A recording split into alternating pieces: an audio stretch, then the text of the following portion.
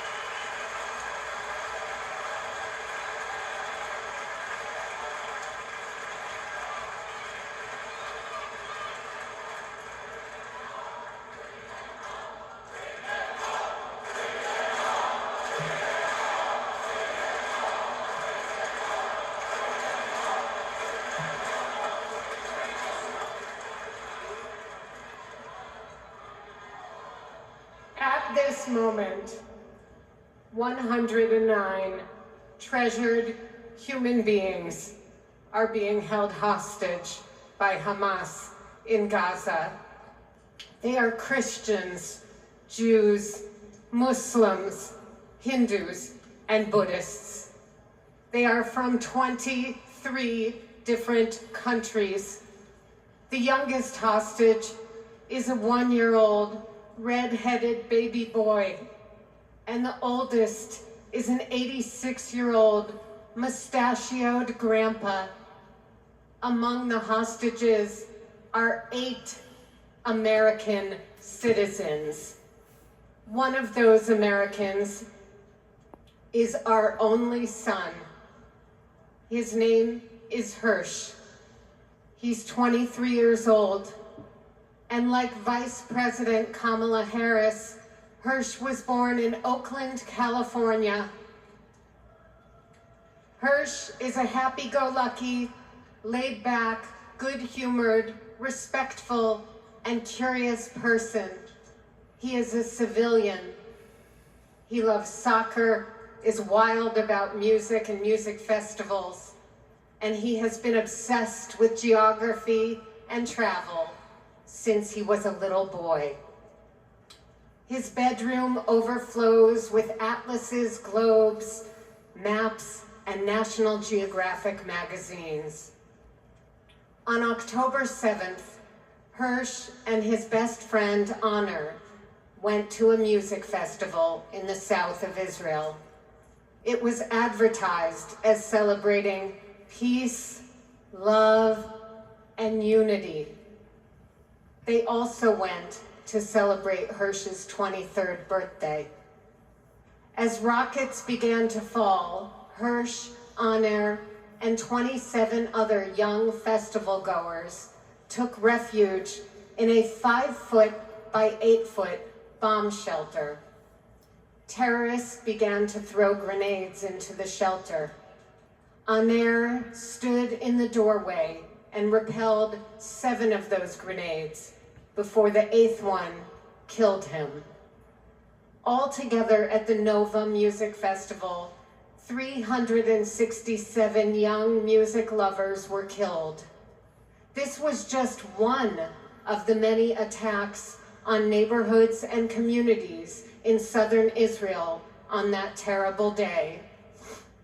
In total, 1,200 were killed, including 45 Americans. Hersh's left forearm, his dominant arm, was blown off before he was loaded onto a pickup truck and stolen from his life and me and John into Gaza. And that was 320 days ago. Since then, we live on another planet. Anyone who is a parent or has had a parent can try to imagine the anguish and misery that John and I and all the hostage families are enduring. Rachel and I are comforted to be back in our sweet home, Chicago. We were both born and raised here, and our families still live here. This is a political convention, but needing our only son and all of the cherished hostages home is not a political issue. It is Amen to that. a humanitarian Amen to that. issue. Amen to that. You gotta hear this.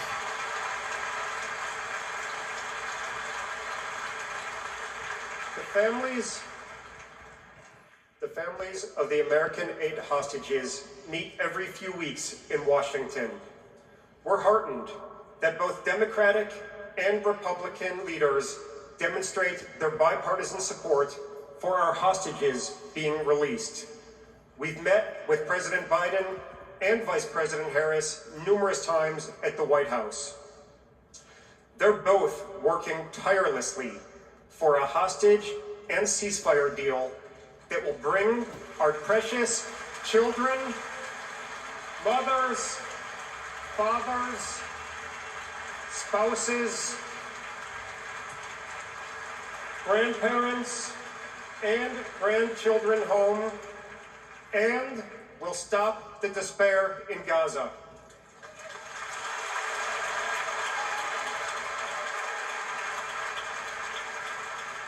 We are all deeply grateful to them.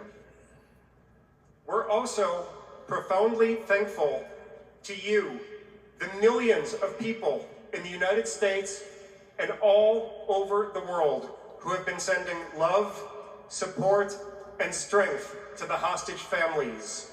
You've kept us breathing in a world without air.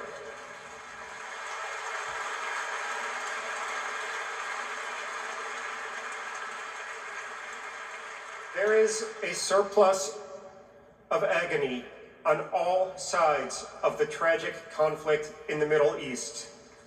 In a competition of pain, there are no winners. Well said. Well said. In our Jewish tradition, we say, Kol Adam Olam Umlo'o. Every person is an entire universe. We must save all these universes.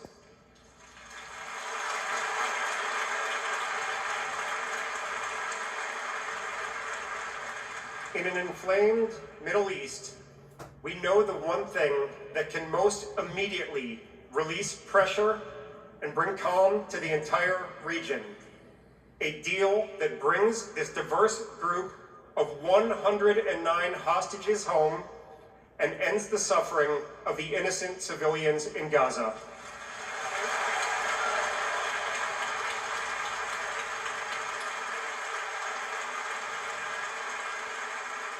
The time is now.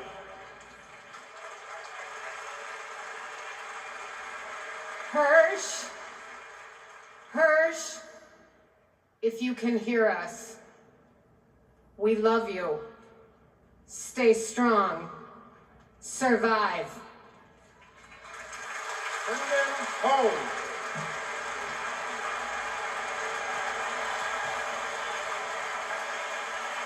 John and